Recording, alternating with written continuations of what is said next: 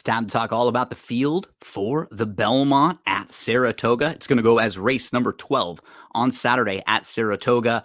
And this will be a preview where we go through each of the horses, give you some positives, some negatives, how we may be playing and using those horses. I say we, that we is me and my good friend, Andrew Champagne. And when we're talking about Saratoga, had to bring this gentleman in.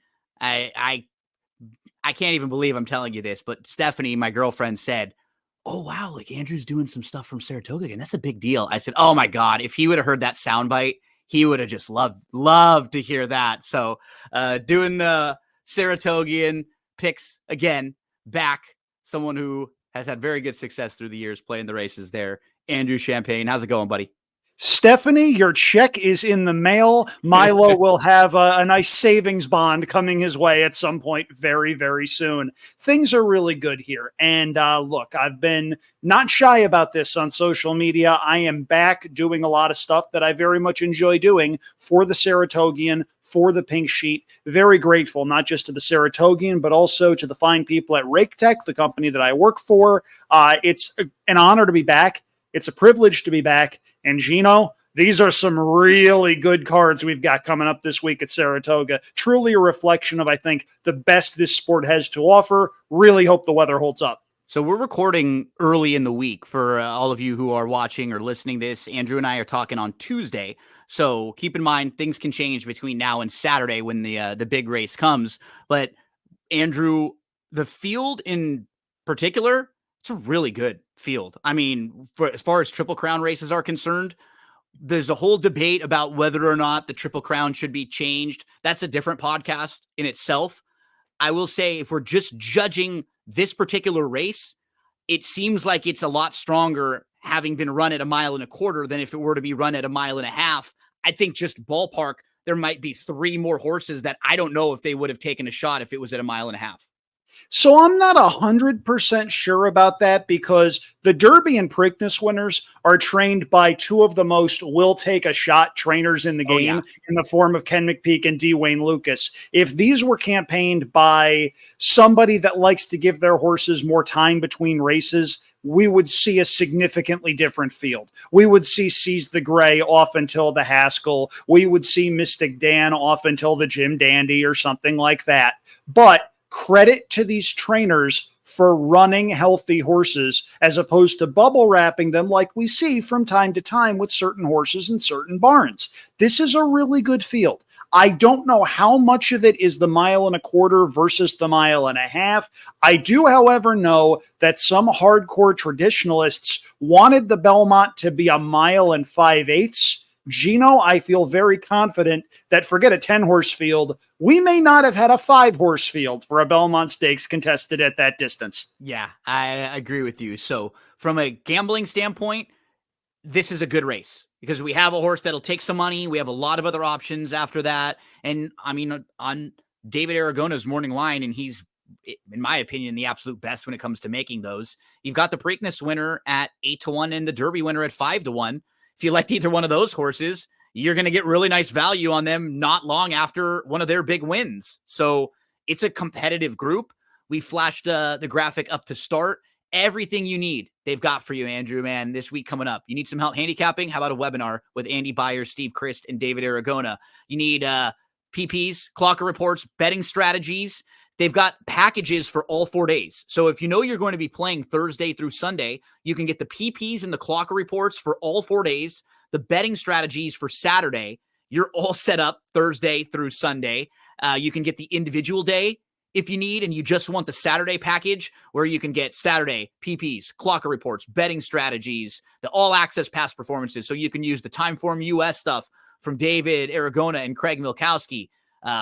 They've got everything you need to succeed this weekend. And hopefully Andrew and I can help lead you in the right direction when it comes to the Belmont. So let's talk about the big race, Andrew, and then we'll hop in the DeLorean. We'll go back in time because you have a play that you want to give us earlier on in the week that we can maybe build our bankroll up on Thursday. So inside to out, right off the bat, we've got your Preakness winner, Seize the Gray. And while he did not run in the Derby, this is also his 3rd race in 5 weeks. And it's not a surprise with the horseman like D. Wayne Lucas, who gets a horse sharp and then runs them back as quickly and as often as possible while they're sharp, and just really takes advantage of it.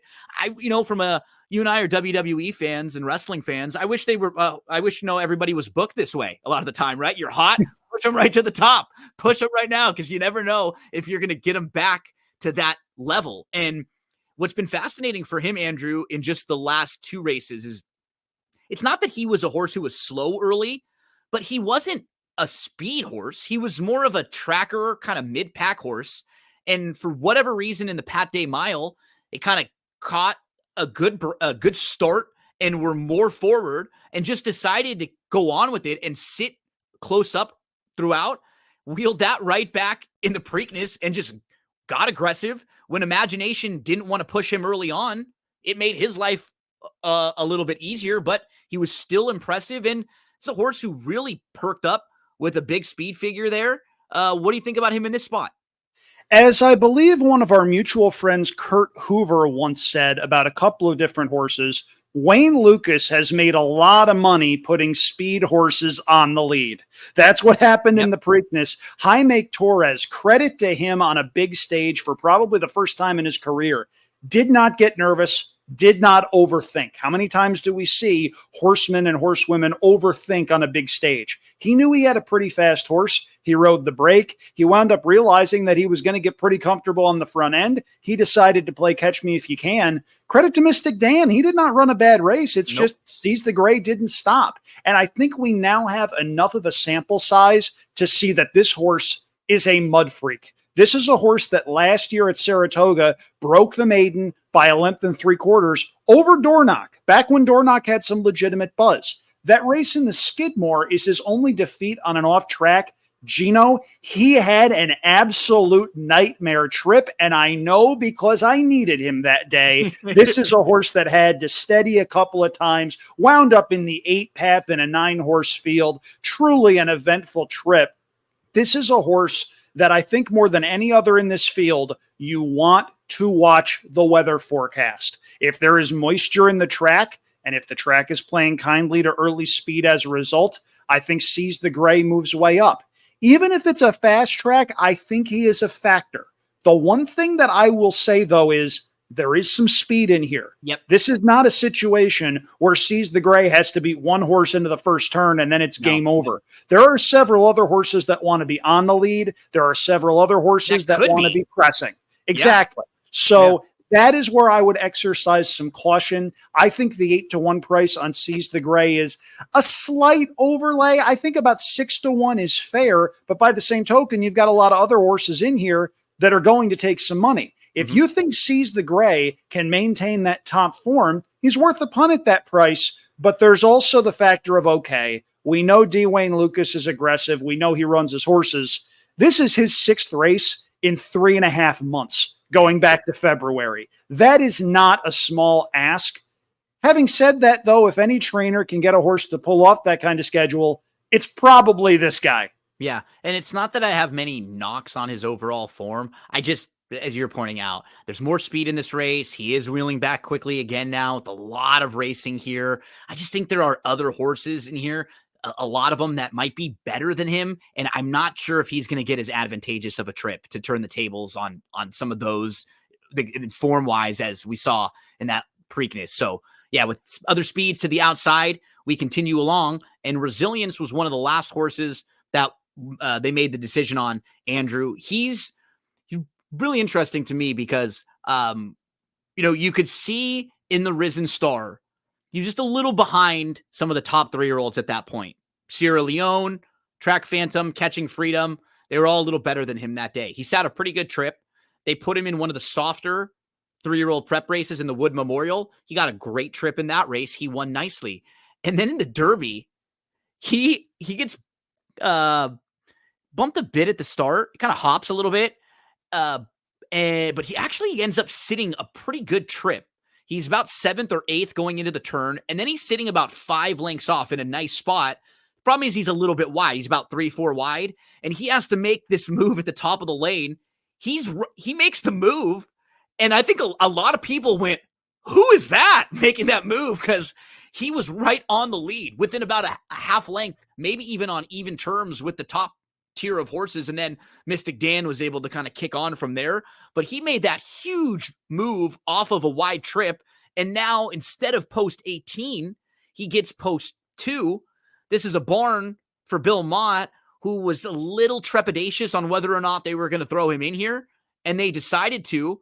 And I actually like when a barn like that makes a decision this way, because I don't think they would put him in here unless they thought he was doing really, really well. So I think he's going to run a big race in here, Andrew. What do you think about the Wood Memorial winner, Resilience? Before we go into Resilience, I just want to commend you. Trepidatious. Somebody read the thesaurus this morning. So you will actually love this. So you know why I said that? Because I was watching old wrestling last night, and it was in a Macho Man. There we go. It was in a Macho Man promo. Trepidatious is the word. And I was like, oh, yes. What a great word, and it just, boom, like the word of the day, toilet paper, right? It's just fantastic. Right there, and you use it in the vocab. So just outstanding. Let's talk Resilience. Yep. So with Resilience, this is a horse that when he won the Wood Memorial, I thought it was very, very good planning by Belmont. He knew that his horse was probably a cut below some of the top horses in his crop. He steered this horse to a very soft Kentucky Derby prep race. And to their credit, the Connections were rewarded for being sensible. This horse posts a career best effort that day. Good on them. They run him in the Kentucky Derby, and I've got a little bit of a different take than you do on that. If you had a win ticket on Resilience at 31-1, with 6 furlongs to go when this horse starts making the move, you're feeling pretty good about yourself. You're probably making dinner arrangements because that was a strong middle move. I don't necessarily think that was a terrible ride by Junior Alvarado. I just think it was a less than lucky trip. The thing that scares me just a little bit, Gino, is if you look at this horse's past performances, you'll see a couple of times where he doesn't have the lead going into the stretch, and he doesn't particularly like passing other horses and pulling away. That's a tendency that makes me think this 1.25 mile trip is probably a little further than he wants to go. The sire is into mischief. We know he throws a precocious horse, some of which like going one turn, maybe a 1-turn mile or so. I just think 1.25 miles might be a little bit too long for what's a really nice horse. That was the concern with the Connections. They were definitely not going to go at 1.5 miles. And I think just they seem to be really happy with how he's doing in the morning and figured, I think one of the quotes was, and it really made sense, Vermont, we have so many other big races down the line this year that are at 1.25 miles that I'd like to kind of really know right now if this horse can't go this far. Sure. Because then we can eliminate them. And like you said, then you don't have to worry about the Travers or Breeders' Cup Classic type races right now. And you can make this horse more of a miler, or cut him back and make him more of a sprinter 7, whatever you want to do. But I can completely understand why they say, you know what?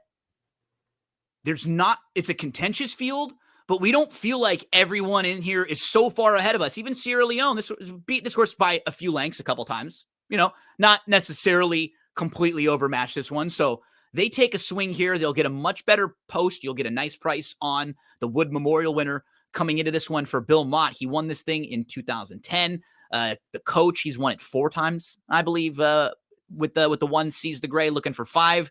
Here comes Mystic Dan.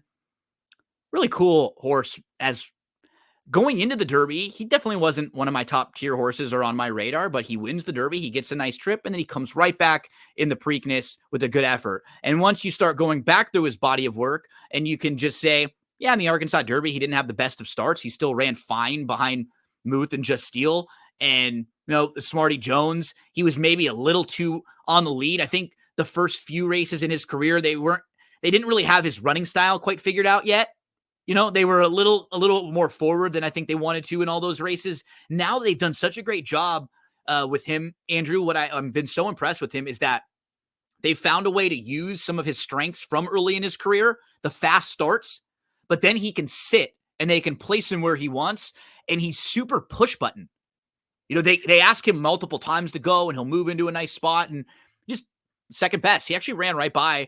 It was him and Catching Freedom late there for the minors, and it was a good effort. Way back to the others for 4th Mystic Dan, the measuring stick horse now for this group. What do you think about him coming back for his third race in 5 weeks? There's a lot of buzzy terms that you can talk about with Mystic Dan. You mentioned one of them, push button. I'll mention another, high cruising speed. If any of you out there are playing horse speak bingo, fill that one in on your bingo cards. Mm-hmm. This is a pretty consistent racehorse. And going into the Kentucky Derby, I thought he was condition dependent. I thought that this was a horse that needed a wet track. I didn't think he was that good. Right. I agree. Based off of the romp in the Southwest and based off of the just so-so performance in the Arkansas Derby, if you had him at 18-1, and I know a couple of people out there that we're close to did, take a bow because that was a very good call. Brian Hernandez put forth the ride of his life on Mystic Dan getting through along the rail. If he doesn't get through along the rail, we're not having this conversation, right? But that's the difference between jockeys and us, because I don't know if I would have shunted a 1,000-pound animal through that opening, but Brian Hernandez put forth a fantastic effort there. And those two actually ran well in the Preakness, I thought. Sees the Gray just got loose and forgot to stop over a muddy track that he very clearly liked. I think the 5-1 morning line price is going to come down. I just can't see the Derby winner being the third choice in the Belmont Stakes. I almost said the Travers. It almost happened. We're at Saratoga. You got to forgive me for that. Yeah, I can't see 5-1 on this horse. I think he comes down a little bit to that 7-2, 4-1 range. And I think that's a very fair price, because if Mystic Dan is doing well and he runs the kind of race we've seen from him a couple of times, he's got a big, big shot. And he doesn't need any particular set of circumstances in order to run well. If no horse wants the lead, he can go. If a bunch of horses want the lead, he can sit a couple lengths back and make a run as the field turns for home. He doesn't need a muddy track. He doesn't need a fast track. There's a lot to like here with Mystic Dan. And there's something to be said for a horse that was probably the best horse a couple of weeks ago in the Kentucky Derby, was one of the best horses in the Preakness. If he's doing well and has a full gas tank, he's probably going to be one of the best ones here, Gino. Yep. Next door, it's the Wine Steward. This is a horse who's done nothing wrong in his career. He's a very honest New York bred. He beat New York breds in 2 of the first 3 starts of his career. Then he stepped up against Open Company, ran a good race behind Locked in the Breeders' Futurity last year. Then he got scratched before the Breeders' Cup. He wasn't able to run. Comes back a little bit late, and that's when he had a season start in the Lexington. Was good that day behind Encino. And again, in the Peter Pan, he was favored. He ran well that day. Antiquarian beat him. I'm not sure he wants to go this far, and I don't know quite how good he is. He is just one of those horses you look back on and while I don't love him, it's really hard to knock his overall form, but there were a couple races, and that one in particular last time out, that did feel like the race he's probably supposed to win. That doesn't mean he can't run well in here. He's not a horse who I would go bet to win, Andrew, but it's funny. Every time I want to knock him, I just kind of look back and go, what's nice is that he puts himself in a good spot. He'll probably be forward.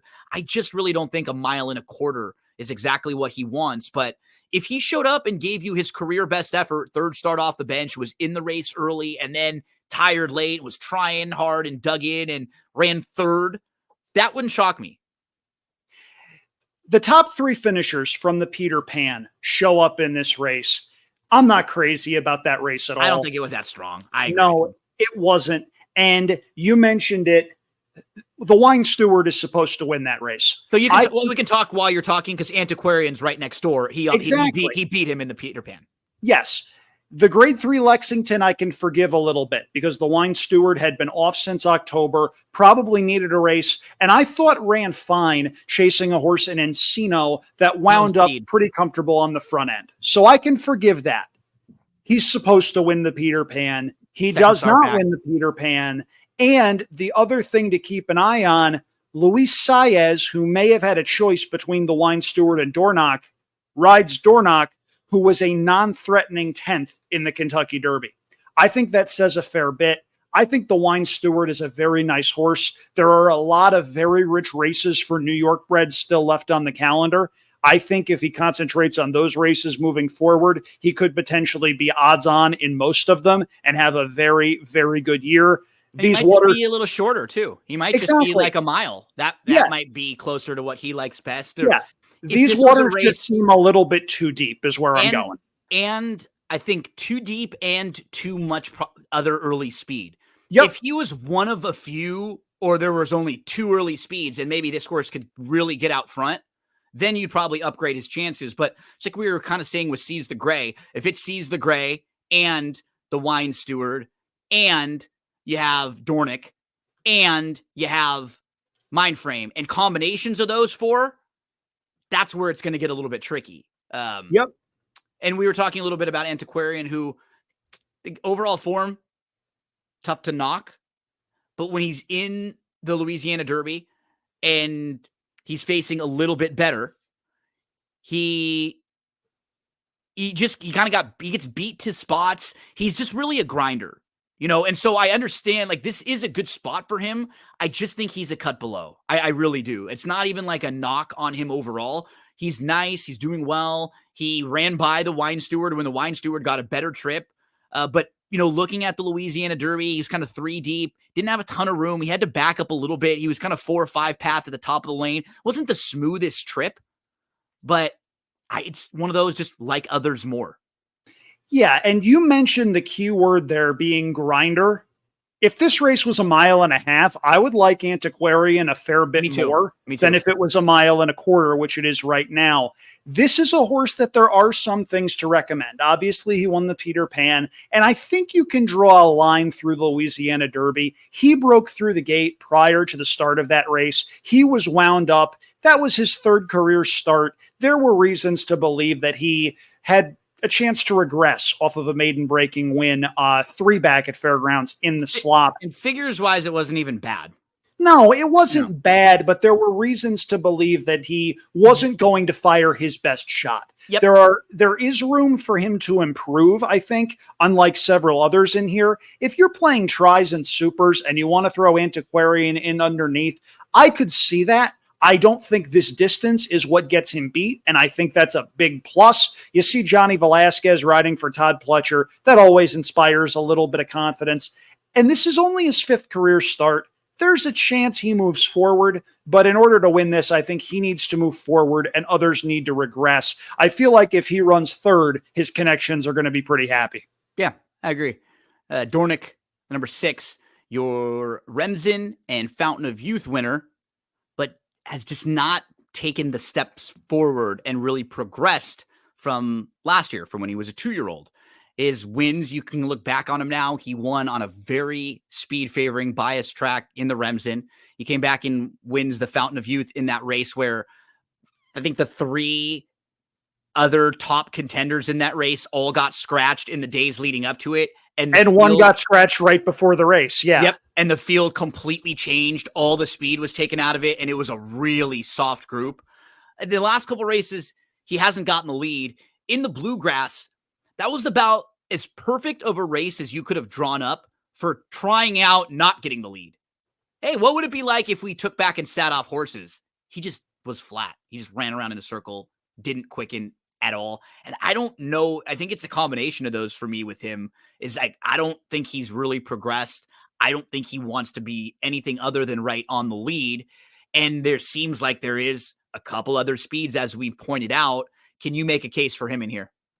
I can't. I see a horse that was a very nice horse last year and early this year, a horse that probably needs the lead in order to run his best shot. The Bluegrass I can forgive.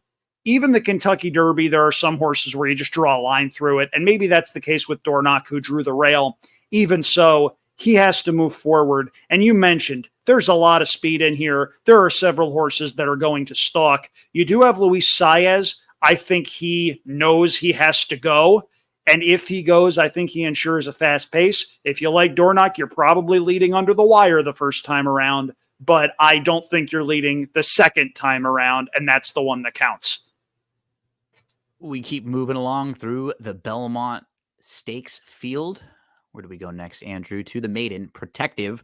So where Fierceness doesn't show up, didn't think Fierceness was quite ready yet, they're going to point to the Haskell. That means they can call to the I don't even want to say the backups because we still have some nice horses here, but the horses that weren't necessarily the top tier. You have Rapoli horses in Protective and Mindframe to the outside. And what do we do with the maiden in here? I guess, maybe we already know, as we talked about the horses who beat him in the Peter Pan, and you weren't even quite as high as me on resilience. So the fact that he has still had trouble getting through those horses, and he seems like he finds trouble in each of his races. Are you cold on him, or do you give him a shot at all? I am ice cold on Protective. I understand why he's here. It's a $2 million race. He's already on the grounds. You may as well take the shot if you can. If they ran these races on pedigree charts, he would be one of your favorites. When they bred Grace Hall to Medaglia d'Oro, Grace Hall being an Empire Maker mare who did a fair bit on the racetrack herself, a 6-time winner that won a couple of graded stakes races, they were expecting something. And what they got is a horse that, yes, is graded stakes placed, but certainly a cut below these. No thanks, not for me. Honor Marie is the 8. He was one of the wise guy horses going into the Derby. He didn't really get bet as much as I had thought. Maybe a little bit. I think he went from 20 down to about 15. I was expecting maybe a little bit lower than that. And he just had a tough trip. He had one of those unfortunate Kentucky Derby trips where he got pinballed right at the start, back and forth, back and forth. He was 19th going into the turn. And then he was going to squeeze down on the inside, and he got shuffled a few times. And he actually ran better than the finishing position looks because he was way out of it early on. And he did move up all the way to within 5 lengths or so. I believe you had mentioned him one point as a horse who you thought would be a Belmont horse. With a Belmont isn't at 1.5 miles, do you think he'll run better here at a longer distance than we saw from him earlier in his career? I certainly think he's going to. The Kentucky Derby was a case of the 4 words that any horse player hates hearing. They're off, you lose. This horse's race was over at the starting gate. I'm not saying he wins the Kentucky Derby with a clean trip, but I do think you can make the argument that he was at least the 4th best horse in that race on that day. If you look at those running lines on your DRF past performances, at the second point of call, he is 20th, 15 lengths behind the lead. After getting pinballed back and forth on both sides out of the gate, and then shuffled back to dead last. Yep. And then at the third point of call, he's 10th, 4 lengths off the lead. That was not position A, B, C, or D for Ben Curtis. And that is not his fault. That's just the Kentucky Derby doing Kentucky Derby things. There's a fair amount of pace in here. We've talked about it. And if you liked Honor Marie at 14-1 in a 20-horse field in the Kentucky Derby, you're going to get about that price in here in another race that has a lot of speed. I don't know if he's good enough to win this, but if I'm playing exactas and tries, I am using Honor Marie because he certainly seems like one of the more likely beneficiaries of the race shape that we've talked about a couple of times already. Yeah, my 2 price horses that I'll use in some pick 4s and pick 5s, and definitely in all of my exactas, tries, supers. The horses I'm looking for to spice things up are Resilience and Honor Marie. Those are the 2 that I think will be probably close to their double-digit odds, should offer you very fair value. I think they'll both run really well in here. Will that be good enough to win? I don't know, but I think you'll get a good run for your money, and you'll get good value on those, a couple of my personal ones that I'll be using. Andrew, we get to the horse to beat, the one they'll all have to hold off. That is Sierra Leone. Now, Mystic Dan did beat him in the Kentucky Derby. Dornick did beat this horse last year in the Remsen, but he does show up each and every time. They've made a couple changes with him. Flavian Pratt jumps aboard, and they've changed the equipment with him, going to like a different bit. A couple things you can read in articles on DRF where they've done a really nice job of detailing some of the changes and some of the things that Chad Brown has been having them do in the mornings with this horse to try to get him from being like a little green and having some issues that we've seen pop up at the end of races. While he's been impressive, he's not a horse who's always straight late in the races, Andrew. And we saw that in the Derby where he was bouncing around with Forever Young. I mean, he should have come down and been 3rd in that race for sure behind Forever Young. And if Sierra Leone would have crossed the wire first, then we would have been in for a real fun, just post Derby discussion. Nonetheless, they didn't come back in the Preakness. This was a spot they were aiming for all along, really, since that Remsen race when he was against the bias and he loomed up, he takes the lead. From that moment, he was one of the top horses in this class. For the last 6 months, he's been there. And he's not done much wrong, but he's at the mercy of racing luck. He's not a horse who makes his own trip. My own counter to that, the counter punch right back, is, as we've pointed out, we're handicapping this race like it's going to have a fair amount of speed. Yes, and it should. Sierra Leone can win this race, and I am not here to tell you that, oh my gosh, this is a terrible favorite. How can you possibly bet this horse? Having said that, I question a couple of things. We know how good Chad Brown is. He's one of the best trainers in the game. He's trying a couple of things to make Sierra Leone a bit more comfortable. This is a horse that historically has made his own trouble. They replace Tyler Gaffleone with Flavien Prat. Flavien Prat's a great rider. I have the utmost respect for Flavien Prat, and it's telling that when Catching Freedom had a couple of troubled trips and they changed jockeys to Flavien Prat, all of a sudden he wound up out of trouble and making his own trips to win a race like the Louisiana Derby and run a good fourth in the Kentucky Derby.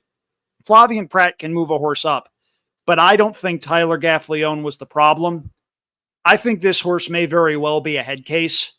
His best race is good enough to win the Belmont. And if he does, I assure you it's going to be a very popular result in Saratoga because Chad Brown is a native of nearby Mechanicville, about 15 minutes away from the track. There's a built-in story there. Everybody's going to feel all warm and fuzzy. 9-5's a little short for me. I think he could win. There are going to be situations where I have him on a couple of tickets. I'm not telling you that this is a terrible favorite, but 9-5 just seems a little bit shorter than I think he should be. It's not like this horse has had a couple of troubled trips with bad racing luck. It's that this horse gets inside his own head sometimes. Maybe the bit helps him, or maybe he looms up again in the stretch and decides to duck in away from the crowds again. It's not like they're running in front of 0 people at Saratoga on Saturday, Gino. That makes me a little bit nervous. Yeah, was it Louisiana when he did it, right? Louisiana, he did it. Yeah. The Bluegrass, he was largely on his best behavior, but he also held up the race for a couple of minutes loading into the gate. There's some Pusaichi Pegasus syndrome going on with this horse in that if he holds it together from start to finish, he's probably the one to beat, but there are going to be times where he's not going to do that. I wanted to just pass this information along because I won't pretend like I know what this is going to do, but this is what was in an article the other day from David Grenning, because I was reading this, and I always like when I see things like this that I just got to point out. So the new bit is a straight bar as opposed to a D bit. It's intended to give the jockey more control when steering a horse that tends to lug in. Sierra Leone lugged in during the stretch of the Remsen, a race when he made the lead, was overtaken by Dorno late. Brown experimented with the cage bit during training in the winter, but he didn't think the horse trained well in it. He added blinkers to his equipment, and the horse responded with victories in the Risen Star and Fairgrounds. Both of those races, when he got to the front, he came over a path, but it wasn't very much. So in conjunction with the blinker change, he had instructed Tyler Gaffleone to keep the riding crop in his left hand and give Sierra Leone a strike or two if need be to keep him from coming in on a horse to his inside. In the Derby, Gaffleone was not able to use his left-handed stick when he and Forever Leone came together exchanging bumps. Maybe if Tyler had the stick in his left hand sooner like he did in the other race, I'm not blaming him because it's a challenging trip and the other 2 horses ran terrific. He was on the wire with. For our horse, it very well could have prevented him from getting to the point where he was next to Forever Young. So he went back to the cage bit, and in conjunction with the blinkers, he has liked what he's seen with Sierra Leone's couple post-Derby workouts. So a lot there. That was interesting because that's what is fascinating about horse racing, Andrew. The margins are so small. Yeah, so for small. Sure. When we know that one little thing might be able to change everything, like it could have been one of 3 different things, or like you're pointing out, even with all the changes, this might be a horse that kind of finds his way into a little bit of traffic, or he's not like a separator, right? No. With his running style, he's definitely not a separator. No, he's not. And we forget this sometimes because we get so locked into speed figures and raw times and any number of tools that you can use to try to pick a winner. When we see a horse win by 3 lengths and it seems decisive, 3 lengths is 3/5 of a second. Yeah. That's really not a lot of time. Any adjustment you can make that helps a horse could potentially make a massive change when all is said and done. I keep coming back, though, to a story about, I forget what horse this was, but I believe Pat Day was involved. D. Wayne Lucas was the trainer, and someone questioned him about a rider switch, and D. Wayne Lucas said, well, I can't fire the trainer. I understand that Chad Brown probably wanted Tyler Gaffleone to go left-handed. That it doesn't seem like the rider switch to Flavien Prat is like the kind of jockey switch you see sometimes where a horse goes from an 8% rider to a 22% rider. It's not like Tyler Gaffleone's a scrub. Or a tactically different rider. Exactly. Right? Yeah. Or if it was like Sierra Leone didn't get to the lead and he was a speed horse, and we're going to make sure that we get Pratt on him because Pratt does a really good job of getting horse to the lead. You know what I mean? Yeah. So I'm not reading too much into that. Based on his talent, Sierra Leone could win this race. I'll be using him in a couple of spots if I get a bomb home in a couple of the other legs, but 9-5 just seems a little short for me on the win end. That's all. The real enigma in this race is Mindframe on the outside, the number 10. He's only 7-2. You were talking about this.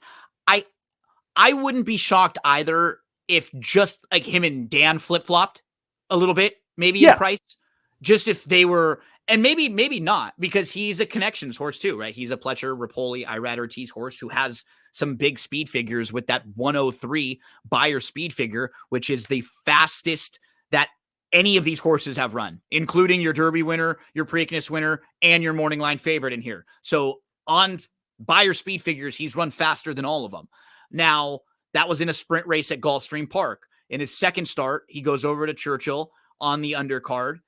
So they handled him with kid gloves. Didn't want to put him in either of the bigger races that they could have, which would have been the Pathé Mile, or, they didn't try to get him qualified for the Derby with any other points races before that. So they were going to be a little more patient with him. But now they test the deep waters.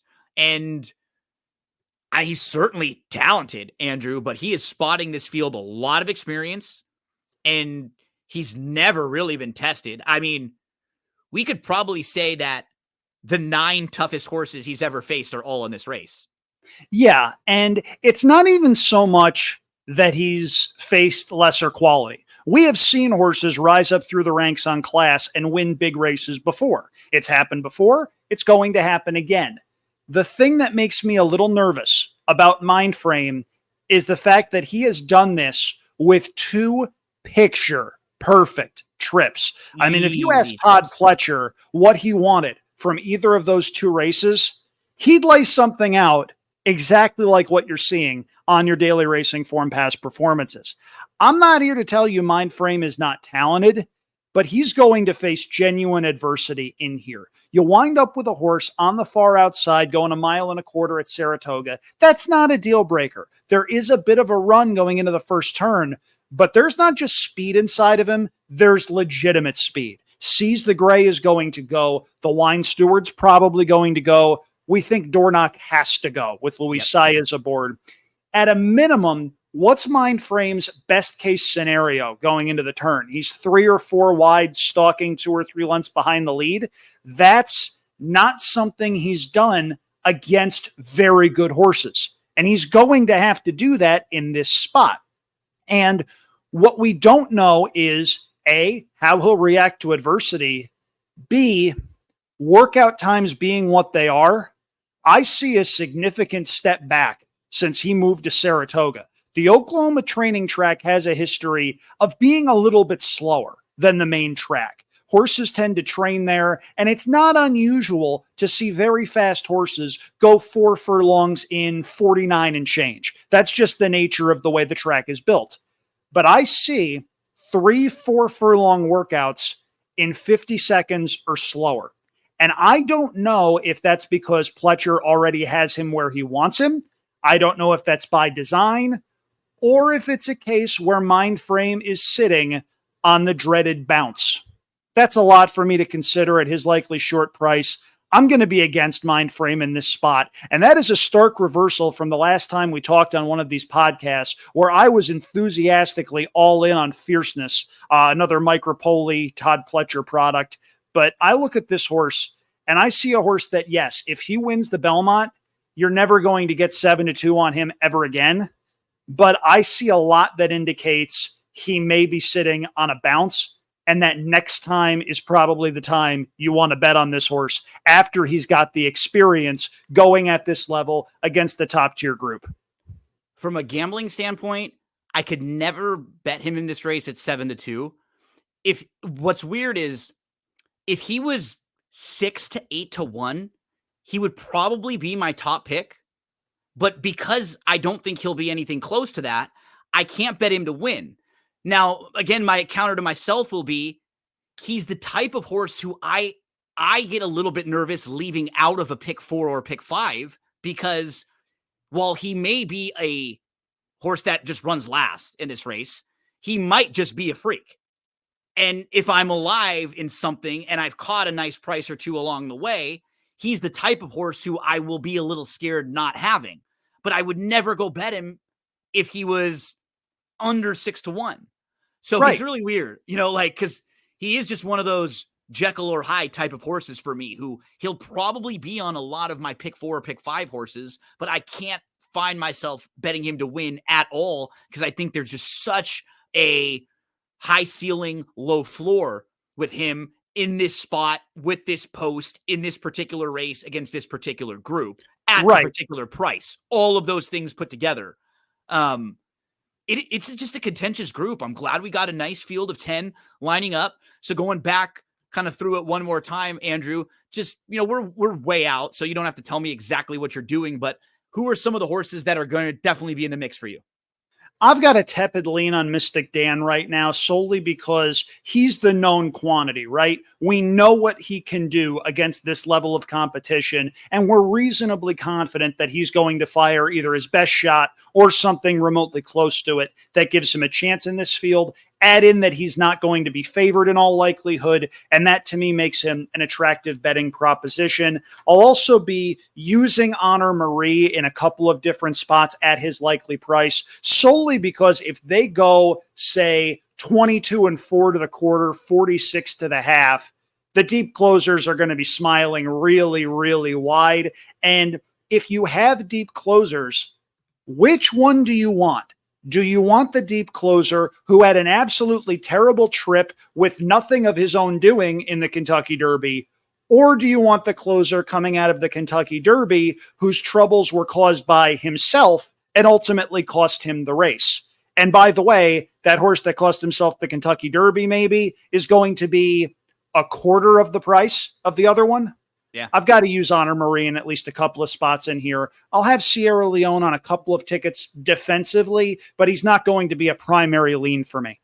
Yeah, to me, it sounds like we're both kind of looking at Mystic Dan that he's going to run well. I'm going to have him on most tickets. I think he's the horse to beat with his running style, and I feel like he's going to show up with a good effort. My prices will be Resilience and Honor Marie. Those two will be the horses who I throw into a lot, trying to get a little value with the two of them. And Mindframe will be on a lot of my multi tickets, just because I do think there are versions of this race where maybe he is better than a lot of these horses, but he would not be a horse I'm singling and not be a horse I'm betting to win. He's a horse that, if my other horses along the way that I like win, I don't want to lose because he beats me. Right. If you have a pick 5 ticket ending in the Belmont that starts bomb, bomb, bomb, bomb, and you're live to 4 horses and Mindframe's not one of them, and he winds up looking like Dr. Fager, then you're going to wind up quitting gambling. So especially the way that I play, because coming into this race, even if he is short on the win end, he's still not going to be like this overwhelmingly short price horse that you're trying to beat in a pick 5, So yeah, he's an enigma. It's such a fun race. It really is. Like everybody who you were kind of expecting to show up in here, for the most part, pretty much showed up. There was only 1 or 2 the last couple of days that they decided they weren't going to go here and they go elsewhere. And Andrew, starting on Thursday, there are 4 stakes Thursday. There are 4 graded stakes on Friday within all stakes pick 4. And you can see right here, starting in race number 4, you have graded stakes races from race 4 all the way through race number 12, ending the Belmont. So I asked you, besides the Belmont, to give me a best bet. And you said, hey, I actually have something on Thursday. Can we get things started early in the week? We're recording this on Tuesday. People are going to hear it a little bit after this Tuesday night and into Wednesday. So there'll be plenty of time for people that want to build that bankroll on Thursday. Talk to us about who you like on Thursday. Sure. So this one, unfortunately, is contingent on weather and staying on the turf course. There is, I believe, either a 40 or 50% chance of rain. So just make sure you're staying on top of that stuff. I've got one horse I'm definitely going to play, and another that I just want to give out for those of you that do virtual stables, stable mail, whatever you want to call it, someone to keep an eye on going forward. The horse that I like a lot is in race number 8 on Thursday. It's a maiden special weight event for state breds. And I'm a big fan of horse number 1, Romantic Charmer, at 8-1 on the morning line. This is a horse that hasn't run terribly on the dirt, but is bred up and down for turf. Sire is Mendelssohn. The dam is a Langfure mare. There is a lot of turf in this one's pedigree. You see a horse that should have some early speed in a race that doesn't seem to have a lot of it signed on. And a lot of the primary contenders in this race have been on the shelf for quite a while. Number 6, Film Academy, hasn't run since January. Number 7, All Good Here, who is your morning line favorite, hasn't run in 11 months. Don't they kind of look the same too? Like the 6, exactly, yeah, the 7, and the 9. They all the 9 was where I was going next. Yeah. That's all going to be in the same-ish price. And the only problem that you have is that I had him as my top pick in that race. So get off my horse, Gino. Get off my horse. And I completely agree with you. What's nice is that it looks like he has some speed, but he can sit. You're going to get a good trip saving some ground with Javi. I think they have some options if they want to go, if nobody else does. If someone else does, sit right behind them.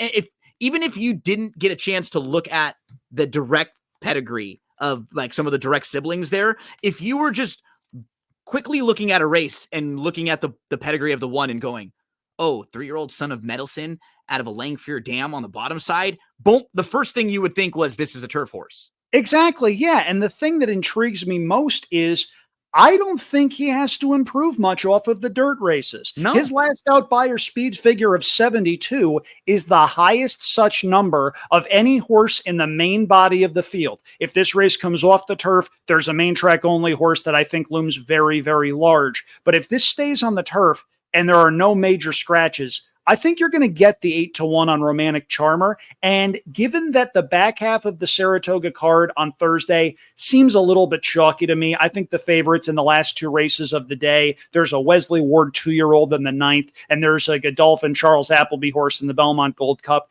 I think they're both pretty solid. If you were looking for a price in the late pick 4 or late pick 5, I think horse number 1 in race number 8 is for you. One quick one before we go out the door here. This is the horse to watch, throw into the stable mail for down the road. In race number 6, you have a maiden special weight event for horses going 7 furlongs. The Todd Pletcher trained entry looks really tough, but there's a horse to keep an eye on here because I think this one is a prep for something, and that's number 2, Silvology, who is bred up and down for turf, but debuts going 7 furlongs on the main track off of a bullet drill downstate.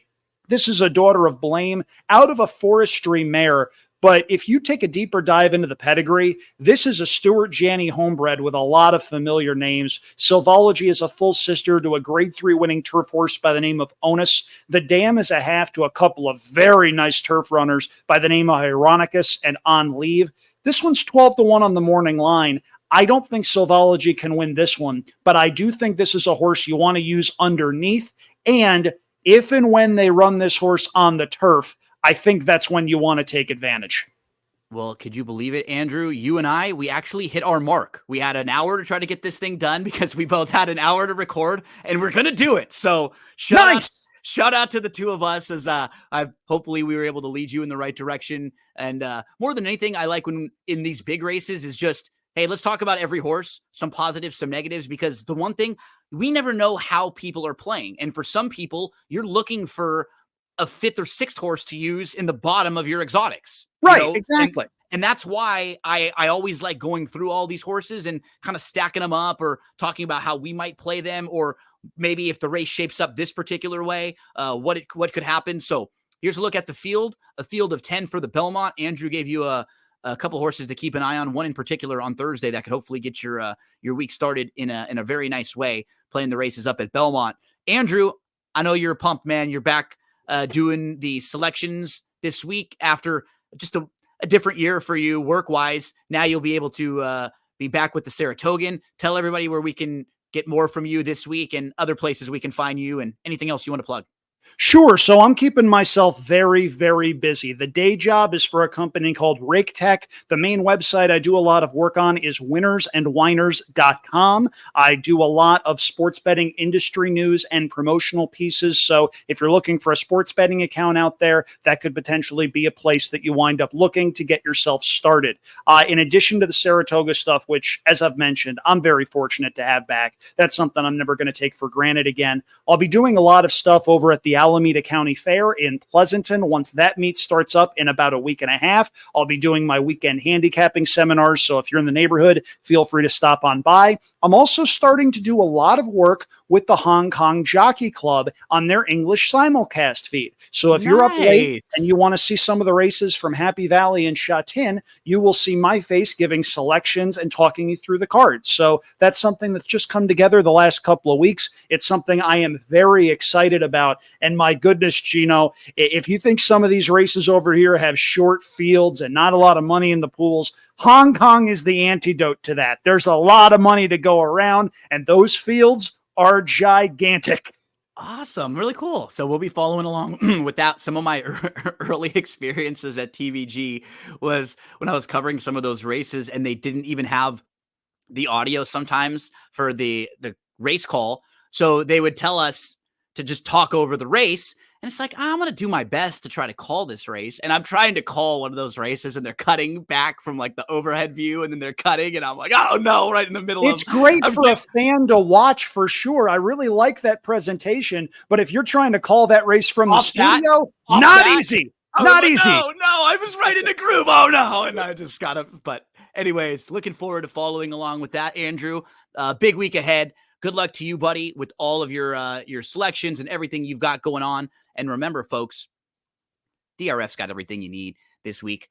Clocker reports for all 4 days, past performances, those together in a package for all 4 days. You get 50% off of what you'd pay if you get them individually. And then if you just want the Belmont, you get Belmont Saturday, you can get the past performances, clocker reports, and the betting strategies. So you can see how some of the other very sharp handicappers and reporters are playing these races and all the information they're putting together for you. You can get those individual days. You can get the clocker reports, and then that really cool webinar. That's going to be a blast with Andy Beyer. I got to say really quick, there's a lot of Andrews in horse racing.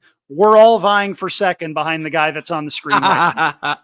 Mr. Beyer there, hosted by one of the best in the biz too, David Aragona. So thanks everyone for hanging out. Just so you know, if you're watching this video individually on YouTube, I have other videos up for the week. Barry Spears joined me for a preview of Thursday. We went through the stakes races and the late pick four for Thursday. And then for Friday, there's an all stakes late pick four, all graded stakes. We also have a preview for that one up. And then for Saturday, Andrew helps me out here with the Belmont field. We'll have a few different guests helping out with the Saturday card. So just keep an eye out for a lot of different videos. Everybody will have opinion on the Belmont as well. And big thank you to Andrew for helping us out with this one. Good luck, everyone. Hope you have an excellent weekend and cash many, many tickets.